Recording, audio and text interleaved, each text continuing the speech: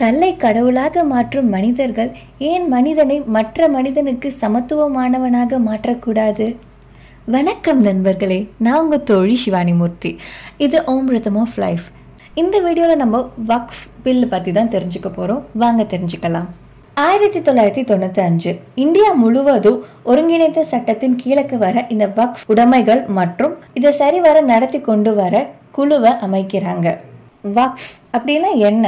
யாராவது ஒரு தனிநபர் அல்லது ஒரு நிறுவனம் அவங்க கிட்ட இருக்கிற ஒரு கட்டிடத்தையோ இல்லை நிலப்பரப்பையோ ஈகையா கொடுக்கறது, அதாவது தானமா கொடுக்கறத வக்ஃப் அப்படின்ட்டு அறிவிப்பாங்க.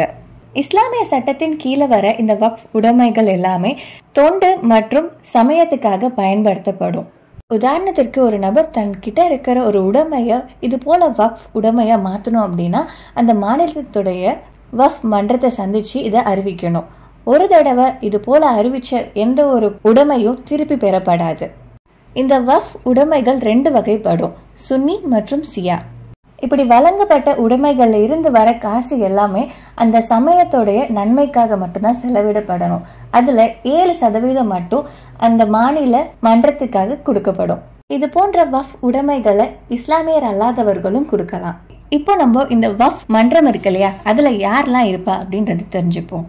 மாநில அரசுக்கு கீழக்க வர இந்த வக்ஃப் மன்றத்துல பார்லிமெண்ட்டை சேர்ந்தவங்க, லோக்சபா, ராஜ்யசபா, எம்எல்ஏ, பார் கவுன்சிலை சேர்ந்த ஒரு நபர் மற்றும் இஸ்லாமிய மதத்தை நன்கு அறிஞ்ச இஸ்லாமிய மதத்தோடைய சட்டங்களை தெரிஞ்ச ஒரு நபர் இருப்பாங்க. இதெல்லாத்தையும் தாண்டி இவங்களோட சேர்ந்து முத்வாலின்னு அழைக்கப்படுற மேலாளரும் இருப்பாரு. இவரோட வேலை என்னன்னா இங்க எல்லாமே சரிவர நடக்குதா அப்படின்றத கவனிச்சு மாநில அரசுக்கு தெரிவிக்கிறது.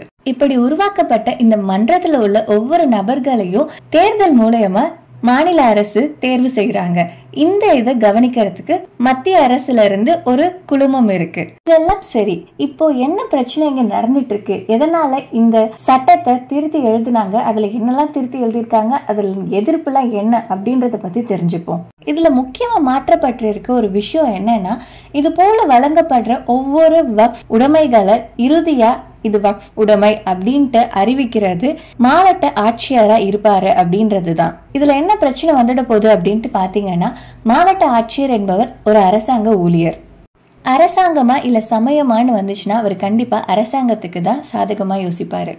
அடுத்து மாற்றப்பட்டது, இந்த வக்ஃப் மன்றத்தை சேர்ந்த மந்திரிகள் எல்லாமே இஸ்லாமியர்களா இருந்தாங்க. ஆனா இதுக்கப்புறம் இஸ்லாமியர் அல்லாதவர்களும் இருக்கலாம் அப்படின்ட்டு முடிவு வந்திருக்கு. இது எல்லாத்தையும் விட இந்த வக்ஃப் மன்றத்துடைய தலைவரா இருந்த சீஃப் எக்ஸிகியூட்டிவ் ஆஃபீஸர் இது வரைக்கும் இஸ்லாமியரா இருந்தாரு. ஆனா இப்போ மாற்றப்பட்ட இந்த சட்டத்தின்படி இஸ்லாமியர் அல்லாதவர்களும் இருக்கலாம். இது போன்ற 40 பக்கங்களை கொண்ட இந்த புதிய சட்டத்துல பல மாற்றங்கள் கொண்டு வரப்பட்டிருக்கு.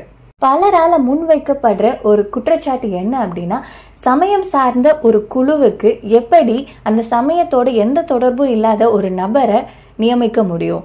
அவரால் அந்த சமயத்துல இதெல்லாம் நடக்கும் இதெல்லாம் நடக்காது அப்படின்றத உறுதியா சொல்ல முடியுமா? இல்ல அவருக்கு தெரியதான் போகுதா?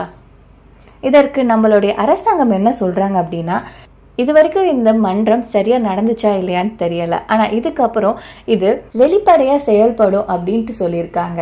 பலர் இதற்கு எதிர்ப்பும் தெரிவிக்கிறாங்க, ஆதரவும் தெரிவிக்கிறாங்க. முடிவு என்ன நடக்க போகுது அப்படின்றத பொறுத்திருந்து பார்ப்போம்.